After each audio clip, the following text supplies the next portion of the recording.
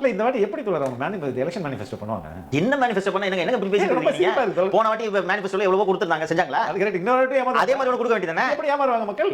நம்புறாங்க. யார் மக்கள் நம்புறாங்களா அவங்க நம்புறாங்க? மக்கள் அதெல்லாம் நம்ப மாட்டாங்க ஃபெலிக்ஸ். நீங்க தயவு செய்து இதெல்லாம் சொல்லாதீர்கள். நான் பலமுறை உங்கள் நிகழ்ச்சியிலே உங்க சேனல்லே நான் சொல்லியிருக்கிறேன், தமிழக மக்கள் அறிவார்ந்த மக்கள் என்பதை நான் பலமுறை வலியுறுத்தி இருக்கிறேன். நானும் அதுல உண்மையிலே மக்களை மாதிரி அறிவாளிகள் இந்த உலகத்திலே கிடையாது. ஒரு வாட்டி தான் ஏமாறுவாங்க, சும்மா ஏமாறுவாங்க. இதான் வேலையா?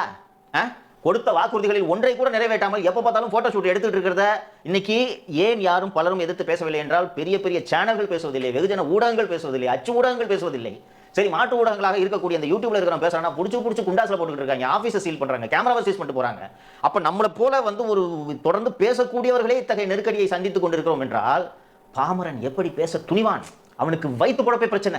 ரோட்ல ஜொமேட்டோ டெலிவரியா இருக்கிறவன், இந்த ஒரு ரேபிடோ பைக் ஓட்டுறவனால இந்த அரசாங்கத்தை விமர்சனம் செய்யக்கூடிய துணிவு அவனுக்கு இருக்கும் என்று நீங்கள் நினைக்கிறீர்களா?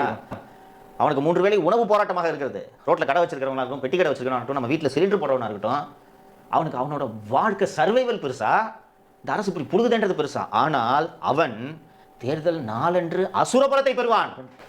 இந்த குரூரமான ஆட்சி மீண்டும் தொடரவே கூடாது என்று உறுதியாக இந்த மக்கள் முடிவெடுக்கத்தான் போகிறார்கள். இன்னைக்கு உங்களுக்கு பார்க்கறதுக்கு இது என்ன அலைன்ஸ் இப்படி உடஞ்சு கிடக்குது, ஆளாளுக்கு ஒரு பக்கம் நிற்கிறாங்க, கூட்டணிகள் அமையவில்லை.